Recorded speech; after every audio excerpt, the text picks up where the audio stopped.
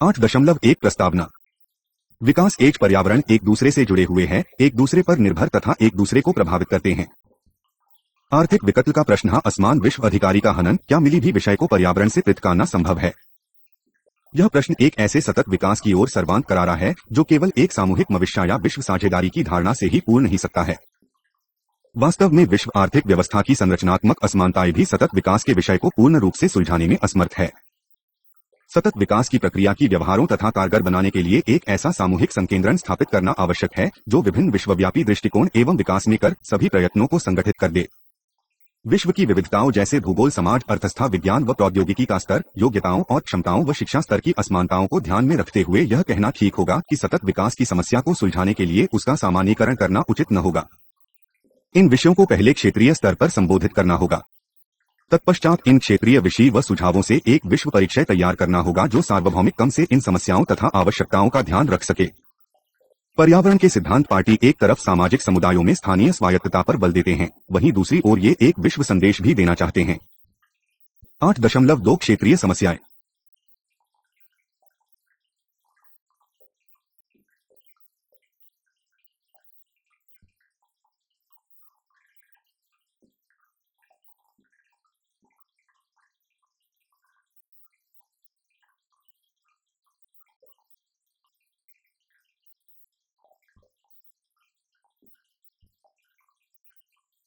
आठ दशमलव दो क्षेत्रीय समस्याएं। विभिन्न देश अपने भौगोलिक, पारिस्थितिकी एवं जलवायु के स्तर पर पर्यावरण संबंधी जिन चुनौतियों से जूझ रहे हैं, उनका समाधान ढूंढने के लिए राज्य विशिष्ट दृष्टिकोण विकसित किया जाना चाहिए जो उस राज्य को सामाजिक आर्थिक प्राथमिकताओं, सांस्कृतिक मूल्यों एवं राजनीतिक बांचे के अनुसार हो।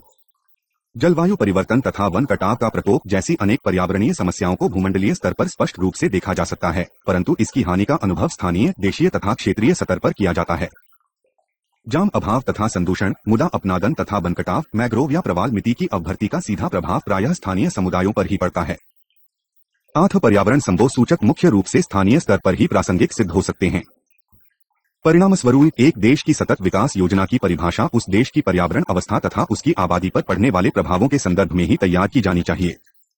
कुछ मुख्य क्षेत्र विशिष्ट समस्याओं पर आगे चर्चा की जा रही है। 8 फरवरी 2001 मरुस्थलीकरण तथा सूखा। मरुस्थलीकरण से अभिप्राय है शुष्क, आइमुष्वा तथा अनम क्षेत्रों में भूमि का पतन। यह एक ऐसी प्रक्रिया है जो क्रमिक रूप से पति आवरण तथा भूमि की जर्वरक शक्ति का धीरे धीरे मकरती है।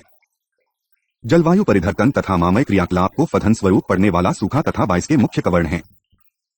मरुस्थलीकरण के गंभीर प्राकृतिक परिणाम होते हैं, जैसे भूमि को वायुप्रपूत बनाना, जलगाद से भरला नदियों के जल को गीला करना आदि।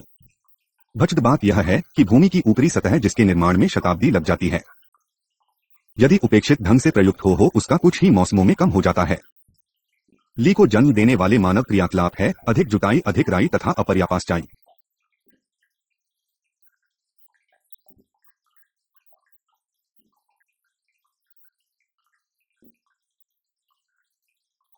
विकसित भूमि को सुधारने का जरा की अधोगति रोकने की दिशा में की जाने वाले उपाय है उन्नत पूर्व सूचना व्यवस्था और जल संसाधन प्रबरसो पशुधन प्रथान्यात बीजारोपण कृषि पारिस्थितिकी व्यवस्था एरोसीडिंग अगन फॉरेस्ट्री इकोसिस्टम्स। ऐसे तरीकों त्या किल्मों के उन्हीं मश्क सपा पुनर्वनीकरण जिसमें खारापन और मानव बस्ती के फलस्वरूप होने वाले दुष्परिणामों को सहने की अंता हो। भूमि के दुरुपयोग का सीधा संबंध निर्वनता से जनसाधारण को जननी आदिका को लिए भूमि पर निर्भर होने के लिए बाध्य करती है। नरीमन अपने भजन व आमदनी अधिक्षा करने के लिए भूमि का अतिशोषण करता है। मरुस्थलीकरण एक विश्वव्यापी समस्या है जो लगभग 25 करोड़ लोगों तथा 40 अरब हेक्टेयर भूमि को प्रभावित करती है। साथ ही विश्व के लगभग 10 खरब लोग ऐसे हैं जिनकी गिनती दुनिया के सबसे निर्धन व्यक्तियों में आती है और जो अपनी आवश्यकताओं के लिए सिर्फ भूमि पर आश्रित है। हालांकि मरुस्थलीकरण अफ्रीका में सबसे ज्यादा प्रभावी है, किंतु फिर भी यह समस्या इस क्षेत्र तक ही सीमित नहीं है। करीबियन तथा उत्तरी अमेरिका का 1/4 भाग तथा स्पेन का 1/5 भाग मरुस्थल घोषित होने के कगार पर है। उत्तरी अमेरिका, दक्षिण यूरोप, चीन तथा दूसरे देशों में भयंकर सूखे की समस्या इस बात का प्रमाण है कि पृथ्वी के प्रत्तरी गिलाई में मरुस्थलीकरण एक गंभीर समस्या बन गई है। विश्व समस्या होने के बावजूद भी इसे क्षेत्रीय स्तर पर संबोधित करना होगा। इस स्तर पर प्राथमिकता ऐसे उपायों के क्रियान्वयन की होनी चाहिए जो स्वस्थ एवं अर्थस्वस्थ भूमि की भविष्य में होने वाली अधोगति से बचा सके। इस व्यवस्था में स्थानीय समुदाय, ग्रामीण संस्थाएं, राष्ट्रीय सरकार, गैर सरकारी संस्थाएं तथा क्षेत्रीय संस्थाओं का साथ मिलकर कार्य करना अति आवश्यक है। इस क्षेत्रीय समस्या से निपटने के लिए निम्नलिखित सूत्रों को सम्मिलित करना आवश्यक है। 10 मरुस्थलीयकृत सुखा तथा प्रवण प्रोन क्षेत्र में शिक्षा तथा सूचना के आधार को वहां की सामाजिक तथा आर्थिक स्थिति को ध्यान में रखकर विकसित करना। भूमि अवंती पतन की समस्या से जूझने के लिए मृदा संरक्षण, वनीकरण तथा पुनर्वनीकरण की प्रक्रिया में तेजी लाना। आय मरुस्थल प्रवण क्षेत्रों में गरीबी उन्मूलन तथा आजीविका अर्पित करने के अन्य साधनों को विकसित करना।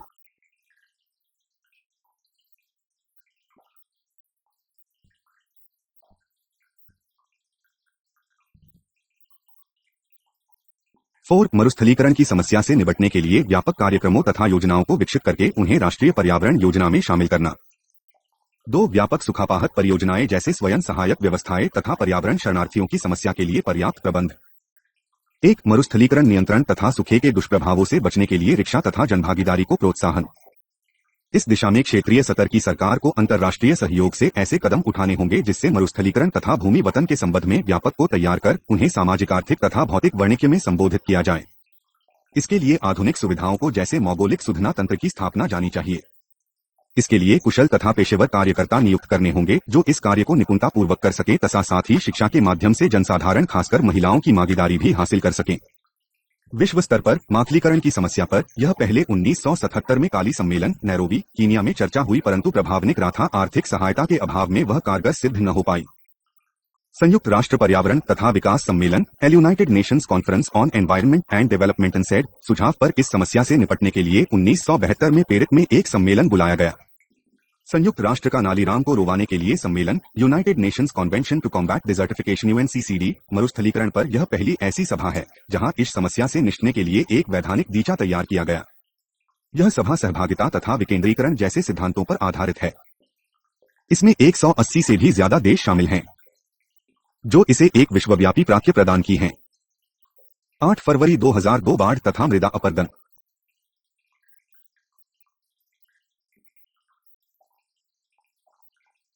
8 फरवरी 2002 बाढ़ तथा मृदा अपरदन। पर्वत तथा उच्च क्षेत्र हर महाद्वीप का अभिन्न अंग हैं तथा भूमंडल का लगभग सवा भाग इनसे विष हुआ है। ये क्षेत्र विषा के लगभग 10% लोगों के लिए आश्रय प्रदान करते हैं तथा 40% लोग पर्वतीय हाली पर सुगम स्थानों पर बसते हैं। भूमंडल की आधी से अधिक जनसंख्या प्रत्यक्ष या परोक्ष रूप से पर्वतीय संसाधनों पर निर्भर करती है, जैसे पेय तथा सिंचाई जल, जल विद्युत, गनों पर आधारित उद्योग तथा यातायात। चूंकि पर्वतीय प्रदेश सरिताओं को जन्म देते हैं, इसलिए पार्टियों तथा मैदानी क्षेत्रों में अच्छी फसल का श्रेय भी इन प्रदेशों को ही जाता है। पर्वतों का संबंध मैदानों की अनेक समस्याओं से जुड़ा है। जिन प्रदेशों में पर्वतीय बाल तथा पर्वत श्रेणी घने वृक्षों से वाक़े होते हैं, वहीं से नदियों निर्मल तथा स्थिर गति से बहती है, जिसका अच्छा परिणाम नीचे के क्षेत्रों पर मकता है। इसके विगत ही कष्ट हो पाते हैं, वहीं मिट्टी का भारी मात्रा में कटाव होता है, शैलपात की संभावना बनी रहती है तथा मिट्टी क्षरण के फलस्वरूप नदियों की घाटी में अस्थायी बांध बन जाता है। इस अस्थायी बांध के पीछे नदी का जल झील के रूप में एकत्रित हो जाता है। जैसे ही ये बांध टूटता है, अथाह जलराशि नदियों में बस जाती है और मैदानों में बाढ़ की स्थिति पैदा हो जाती है। यही नहीं, इस स्थिति में जान और नाल की हानि होती ही है, साथ ही और अधिक मात्रा में मिट्टी कटकर समुद्र में बह जाती है। ऐसी दशा में भूमंडलीय पर्यावरण समस्याओं जैसे बाढ़, शैलपात तथा सूखे का प्रकोप बढ़ता जा रहा है। यदि समय रहते सही कदम नहीं गए तो स्थिति भयानक रूप से सफारी है।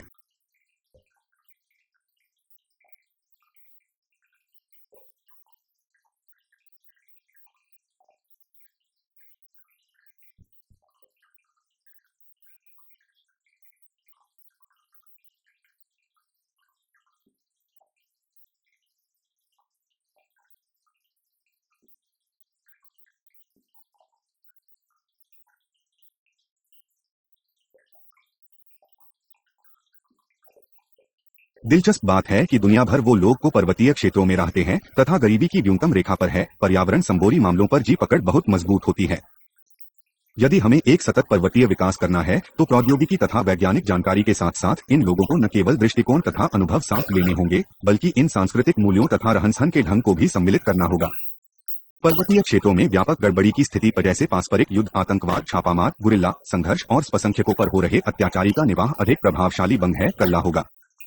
पर्वतीय जल संसाधन का प्रबंध तथा उपयोग इस प्रकार कला होगा कि इन प्रदेशों के लोग भी इससे लाभान्वित हो सकें।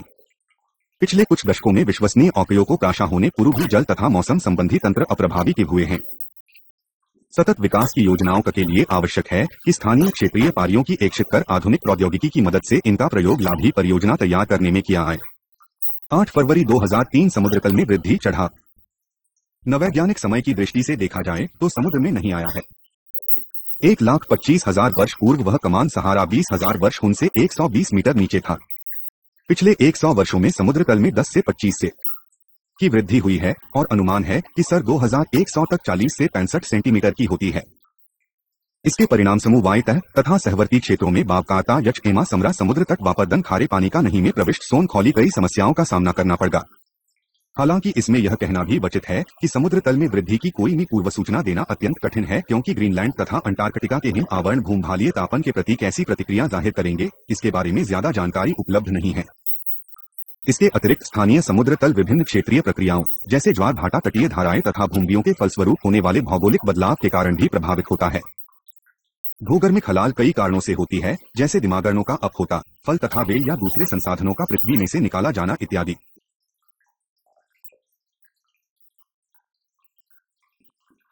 पात्र विभिन्न भौगोलिक क्षेत्रों से लिए गए जानमापक रिकॉर्ड तथा रेडियो कार्बन भूवैज्ञानिक आंकड़ी के तुलनात्मक अध्ययन से ज्ञात होता है कि समुद्र तल में निरंतर 1.8 मिलीमीटर प्रति वर्ष की गति से वृद्धि हो यहाँ है, जो पिछले हजारों वर्ष पूर्व की तुलना में कहीं अधिक है।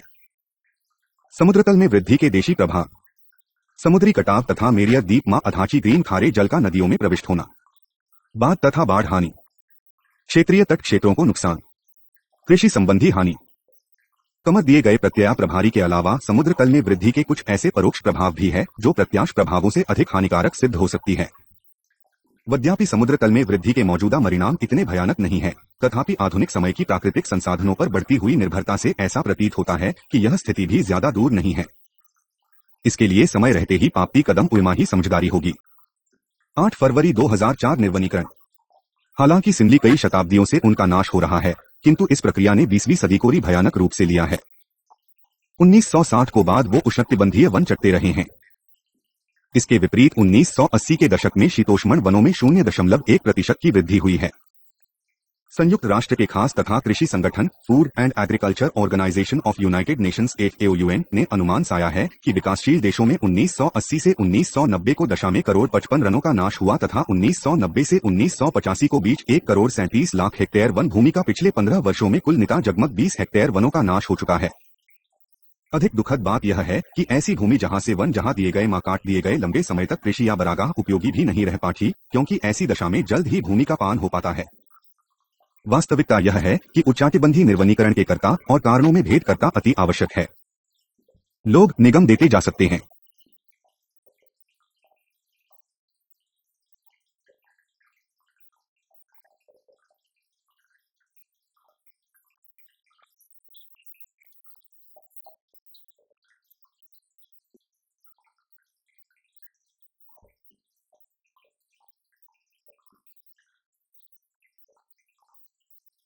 एक पूर्वानुकूलित स्थिति है जब ऐसी अवस्था उत्तरत्न हो जाए कि निर्वनीकरण की प्रक्रिया को रोक पाना असंभव हो, ऐसी स्थिति को पूर्वानुकूलित स्थिति कहते हैं। यह स्थिति रसायनिक, अंतर्राष्ट्रीय या मानव गतिविधियों के फलस्वरूप उत्पन्न होती है। निर्माणता, खासकर ग्रामीण क्षेत्रों में ऐसी ही एक स्थिति है जिसमें निर्वनीकरण की प्रक्रिया को रोकना असंभव हो जाता है। यद्यपि निर्धनता निर्वनीकरण का प्रत्यक्ष कारण नहीं है, तथापि ऐसी स्थिति उत्पन्न कर देती है कि वनी का नाश स्वतः शुरू हो जाता है, क्योंकि गरीब ग्रामीण परिवार वनों पर ही निर्भर कसो हैं। 2 प्रत्यक्ष कारशः प्रत्यक्ष कारणों का संबंध निर्वनीकरण के कर्ता से है। वे हैं वाणिज्यिक कृषि, पशुचक्रमाह तथा पेट्रोलियम की खोज। 3 परोक्ष कारण वित्तीय तथा विकासीय योजनाएं, भूमि अधिकरण तथा बाजारीय दबाव कुछ परोक्ष कारण हैं। प्रायः निर्वनीकरण का कारण ऐसे खाद्य पदार्थों की मांग है जो वन भूमि को सपाट जन में उगाई जा सकती है। जन शोषण तथा प्राकृतिक वनों का अवमूल्यन वननाशन के अन्य कारण है। 4 सामाजिक तथ्य दुर्भाग्यवश राजनीतिक निर्णय, शहरी प्रवसन सुधार, नौजगार, राष्ट्रीय सुखा, आर्थिक संरचनात्मक समायोजनाओं के सामने निर्वनीकरण जैसी गंभीर समस्याओं की सरकार द्वारा उपेक्षा की जा रही है। दिलबद बात है कि ईंधन तथा लकड़ी एकत्रित करने की प्रक्रिया वन विनाश का कारण नहीं है। यह बात और है कि इसमें वन संरचना पर प्रभाव अवश्य पड़ता है। अति संवेदनशील पर्यावरण में तीव्र तथा लंबे समय तक खेती वन स्वास्थ्य के लिए हानिकारक है। मंत्रिधर्षण वैसे ही प्राकृतिक वनों के नाश का समाधान नहीं है, तथापि निर्वनीकरण की प्रक्रिया को अवश्य रोकता है, क्योंकि वनभूमि प्रयोग की प्रकृति में कोई बदलाव नहीं आता। पिछले 30 वर्षों वो निर्वनीकरण की प्रक्रिया को चेकने के अनुभवों से यह पाठ मिलता है कि वे लोग जी बनी पर निर्भर है तथा फायदा जताते हैं, वनों के नाश की प्रक्रिया को रोकने में महत्वपूर्ण भूमिका निभा सकते हैं। इनकी सहभागिता से ही यह प्रक्रिया रुक सकती है। इस संदर्भ में दिलचस्प बात यह भी है कि कुछ स्थिति में वन का लाभकर भी सिद्ध हो सकता है। यदि सामाजिक आवश्यकता, आर्थिक अवसर तथा वातावरण का उपयुक्त अनुपात मिले तो एक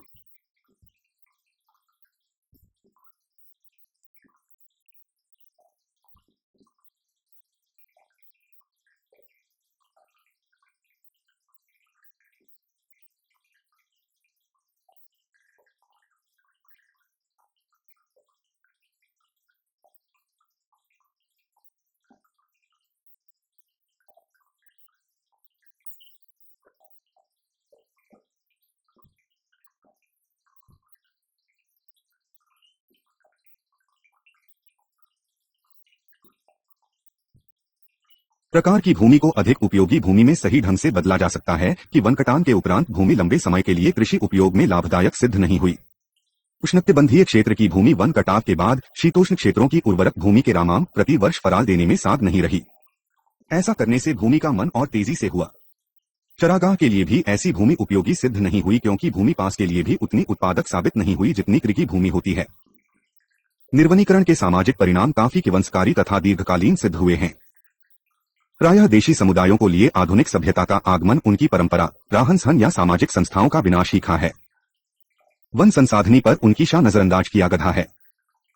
ऐसे निर्भय जिनका सीधा संबंध उनकी आजीविका में रहा है, बिना मागी बाह के लिए गए। कुछ स्थिति में तो ऐरी निर्णय राजनीति प्रेरित तथा जानबूझकर भी लिए गए अर्थी कल हो गए। संवत निर्धनीकरण का सबसे गंभीर और अदूरदर्शी परिणाम है कि विविधता कर लुप्त होगा। जय दिनेता के लोभ से अभिप्राय पशुओं और पौधों की जन सैकड़ों जातियों तथा फिल्मों से है, जिनका तास अंतरी हेक्टेयर उष्णकटिबंधीय वन के साथ हो गया तथा जिनका कोई वैज्ञानिक सूची पत्र भी मौजूद नहीं है। इसके साथ निर्वनीकरण भूमंडलीय ताप में वृद्धि करता है। यदि कृषि विभाग इत और पर्याया ध्यान दे हो वनकसाप की दर तथा उससे होने वाले नकारात्मक सामाजिक, आर्थिक तथा पर्यावरण संबंधी दुष्प्रभावों में कमी लाई जा सकती है। निर्वनीकरण से निपटने के लिए उसके कर्ता तथा प्रत्यक्ष एवं परोक्ष कारणों की सही जानकारी होना जति आवश्यक है। यद्यपि इस और कोई भी कारगर कदम क्षेत्र तथा परिस्थिति की मांग पर ही निर्भर करेगा। फिर भी मौजूदा वनों की बेहतर सुरक्षा, सही सामाजिक, आर्थिक तथा विकासीय योजनाओं तथा सुधार इस दिशा में लाभकारी सिद्ध हो सकते हैं। हालांकि आने वाले कई दशकों तक निर्वनीकरण की प्रक्रिया चलती रहेगी, फिर भी समय की मांग है कि हम वक्त रहते ही सचेत हो जाएं तथा ऐसे ठोस कदम उठाएं जो मानव समाज तथा पर्यावरण दोनों ही के लिए सहकारी सिद्ध है। इसीलिए प्राणसमूल्य को उष्णकटिबंधीयन के साथ मैत्री माय अपनाना होगा। 8.3 वैश्विक समस्याएं। 8 मार्च 2001 उत्तर दक्षिण विभाजन।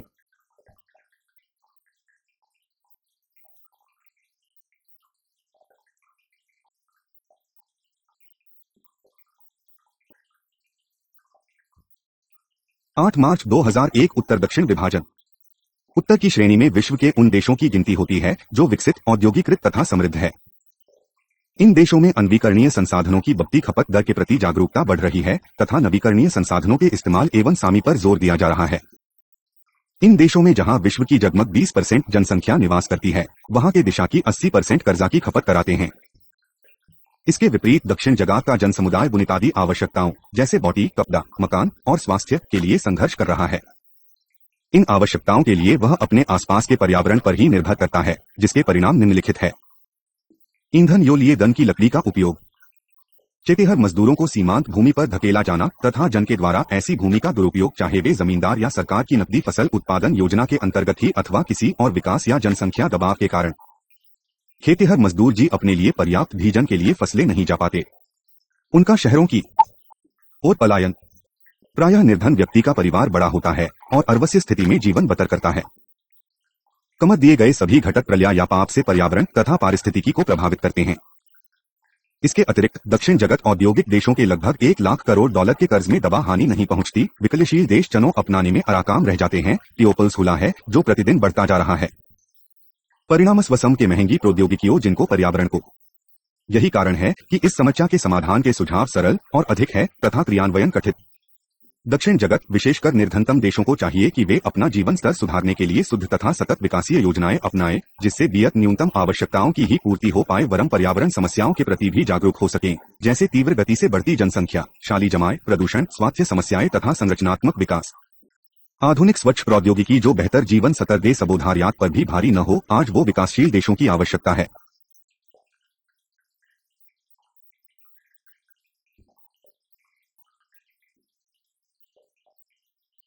8 मार्च 2001 उत्तर दक्षिण विभाजन। उत्तर की श्रेणी में विश्व के उन देशों की गिनती होती है जो विकसित, औद्योगिकृत तथा समृद्ध है। इन देशों में नवीकरणीय संसाधनों की बढ़ती खपत दर के प्रति जागरूकता बढ़ रही है तथा नवीकरणीय संसाधनों के इस्तेमाल एवं सामी पर जोर दिया जा रहा है। इन देशों में जहां विश्व की जगमग 20% जनसंख्या निवास करती है, वहां के दिशा की 80% कर्जा की खपत कराते हैं। इसके विपरीत दक्षिण जगत का जनसमुदाय बुनियादी आवश्यकताओं जैसे रोटी, कपड़ा, मकान और स्वास्थ्य के लिए संघर्ष कर रहा है। इन आवश्यकताओं के लिए वह अपने आसपास के पर्यावरण पर ही निर्भर करता है, जिसके परिणाम निम्नलिखित है। ईंधन यो लिए गन की लकड़ी का उपयोग, खेतिहर मजदूरों को सीमांत भूमि पर धकेला जाना तथा जन के द्वारा ऐसी भूमि का दुरुपयोग, चाहे वे जमींदार या सरकार की नकदी फसल उत्पादन योजना के अंतर्गत ही अथवा किसी और विकास या जनसंख्या दबाव के कारण। खेतिहर मजदूर जी अपने लिए पर्याप्त भीजन के लिए फसलें नहीं जा पाते, उनका शहरों की ओर पलायन। प्रायः निर्धन व्यक्ति का परिवार बड़ा होता है और अर्वस्य स्थिति में जीवन बतर करता है। कमत दिए गए सभी घटक प्रलय या पाप से पर्यावरण तथा पारिस्थितिकी को प्रभावित करते हैं। इसके अतिरिक्त दक्षिण जगत औद्योगिक देशों के लगभग 1 लाख करोड़ डॉलर के कर्ज में दबा हानि नहीं पहुंचती। विकलशील देश चनों अपनाने में आराकाम रह जाते हैं। टियोपल्स हुला है जो प्रतिदिन बढ़ता जा रहा है। परिणामस्वसम के महंगी प्रौद्योगिकियों जिनको पर्यावरण को। यही कारण है कि इस समस्या के समाधान के सुझाव सरल और अधिक है तथा क्रियान्वयन कठिन। दक्षिण जगत विशेषकर निर्धनतम देशों को चाहिए कि वे अपना जीवन स्तर सुधारने के लिए शुद्ध तथा सतत विकासीय योजनाएं अपनाएं, जिससे बियत न्यूनतम आवश्यकताओं की ही पूर्ति हो पाए वरम पर्यावरण समस्याओं के प्रति भी जागरूक हो सकें, जैसे तीव्र गति से बढ़ती जनसंख्या, शाली जमाए, प्रदूषण, स्वास्थ्य समस्याएं तथा संरचनात्मक विकास। आधुनिक स्वच्छ प्रौद्योगिकी जो बेहतर जीवन स्तर दे सबोधार्यात पर भी भारी न हो, आज वो विकासशील देशों की आवश्यकता है।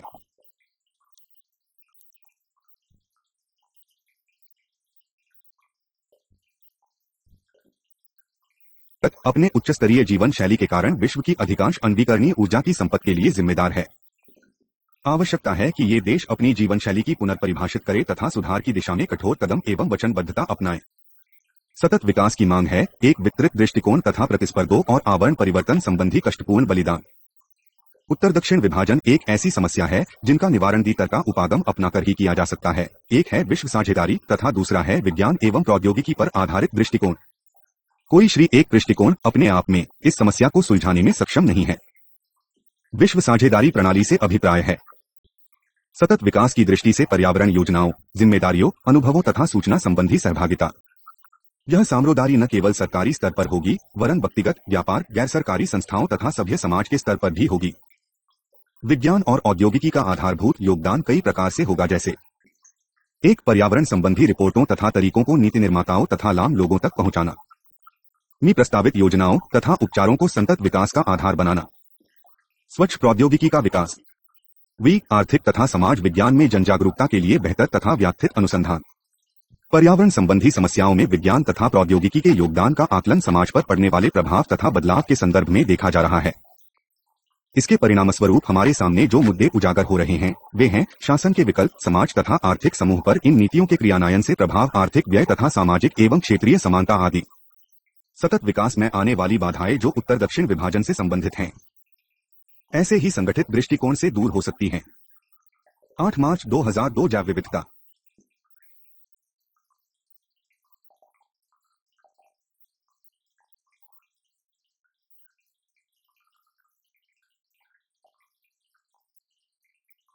आठ मार्च 2002 जैव विविधता।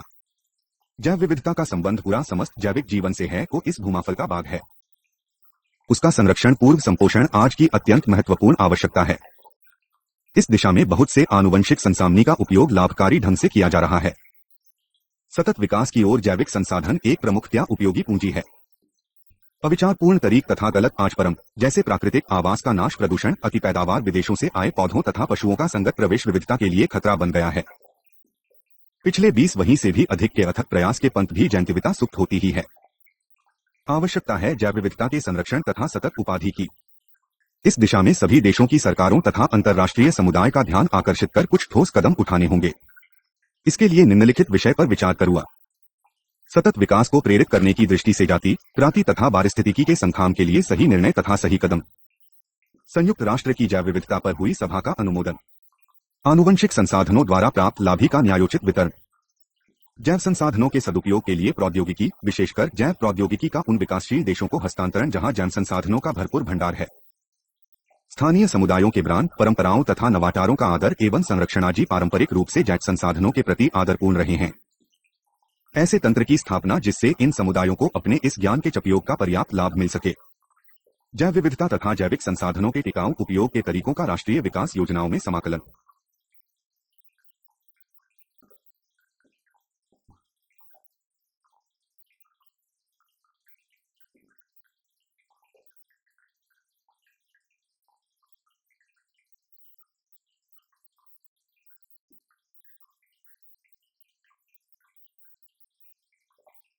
जैव विविधता तथा जैविक संसाधनों के टिकाऊ उपयोग के तरीकों का राष्ट्रीय विकास योजनाओं में समाकलन।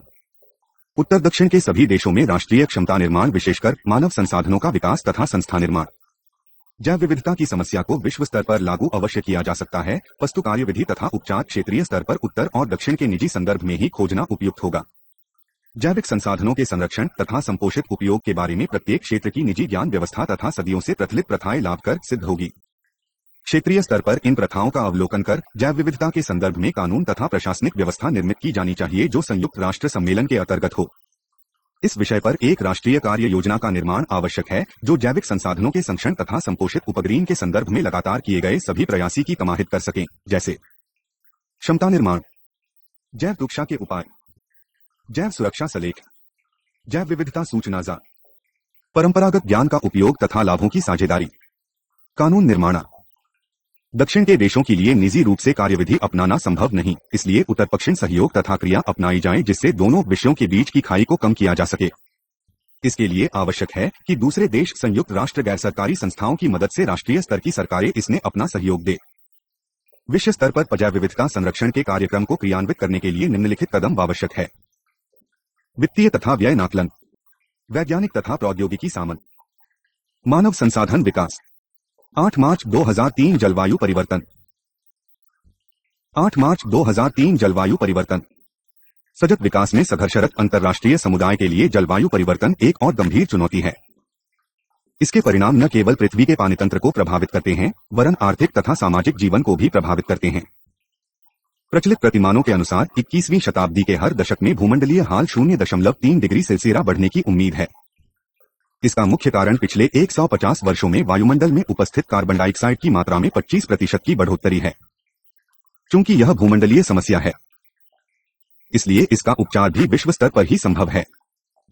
यह उपचार अनुसंधान, साझा ज्ञान तथा सभी स्तरों पर स्थानीय जनसाधारण को साथ में लेकर ही किया जा सकता है।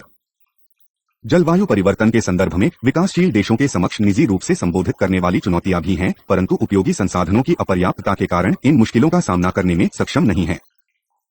उत्तर दक्षिण सहभागिता ही इससे निपटने में कारगर सिद्ध हो सकती है। इसके लिए ऐसे उपागम जैसे स्वच्छ विकासीय हंच प्रयुक्त करना आवश्यक है, जिससे विकासशील देशों के सतत विकास का लक्ष्य पूरा भूमंडलीय ताप के नकारात्मक परिणाम विभंगाकारी है, जिनमें निम्नलिखित सम्मिलित है। मरुस्थलीकरण तथा बाढ़ की स्थिति में वृद्धि, पराली का नाश, ध्रुवी पर हिम आवरणी का पिछलना, तटीय बाई।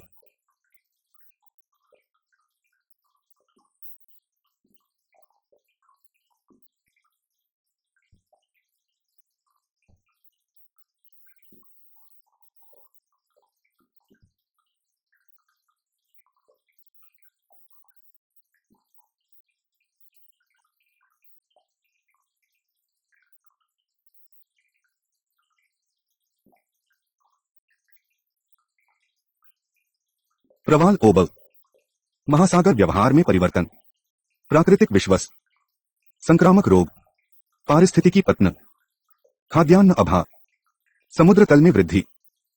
इन सभी दुर्नायों का सामना करने के लिए निम्नलिखित कदम उद्याने होंगे। कार्बन मोनोमाइड के उलार्जन में कमी, क्योंदी संज्ञा में कर्म विकास मंत्र का अंगीकरण, सरितगृह प्रभाव में कमी तथा वायु दोनों को ही दूषित करती है।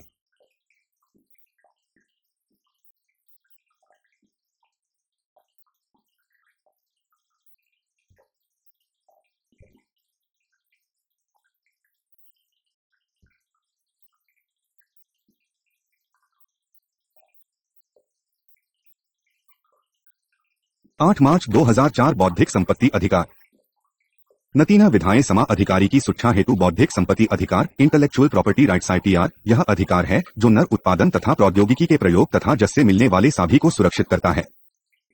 यह सुझाव केवल उस विधायक व निगम को एक निश्चित समय के लिए की जाती है जो इसके लिए दावा पेश करता है। इसके फलस्वरूप यह दावा एकस्य अधिकार माको या स्वामित्व के रूप में परिणत हो जाता है। यह अधिकार विधिक रूप से प्रवर्तनीय होते हैं जिसमें सरकार आविष्कारक को सीमित एकाधिकार प्रदान करती है। इस निश्चित अंतराल में आविष्कारक के अतिरिक्त कोई भी अन्य उक्त विचार या प्रौद्योगिकी की नकल नहीं कर सकता। इस अवधि के अंतर्गत आविष्कारक को अपने इस विचार या प्रौद्योगिकी के अपारीकरण करने का तथा लाभ कमाने का अधिकार दिया जाता है। बौद्धिक संपत्ति के दो लक्षण हैं जो इसे विशिष्ट विधिक सुख का प्रदान करते हैं। पहला यह है कि किसी भी आविष्कार के विकास में बहुत अधिक लागत लगती है जबकि उसको पुनरुत्पादन में बहुत ही काम आता है। चयन के लिए एक नई औषधि को विकसित कर बाजार में लाने के लिए कुछ करोड़ रुपयों की आवश्यकता पड़ सकती है, परंतु औषधि के बाजार में उपलब्ध होने के उपरांत कोई भी अच्छा रसायन ज्ञाता इसे बहुत ही कम कीमत में निर्मित कर सकता है। इसी प्रकार किसी भी अन्य उत्पाद व प्रक्रिया जैसे कंप्यूटर सॉफ्टवेयर या लेख की आसानी से नकल की जा सकती है। के क्षेत्र जहां बौद्धिक संपत्ति अधिकारों की सबसे अधिक आवश्यकता होती है उन्हें निम्नलिखित श्रेणियों में रखा जा सकता है। कृषि पौधों की किस्में जिसमें आनुवंशिक तरीके से स्पानारित जीव भी शामिल है। उत्पादन सूचना उत्पाद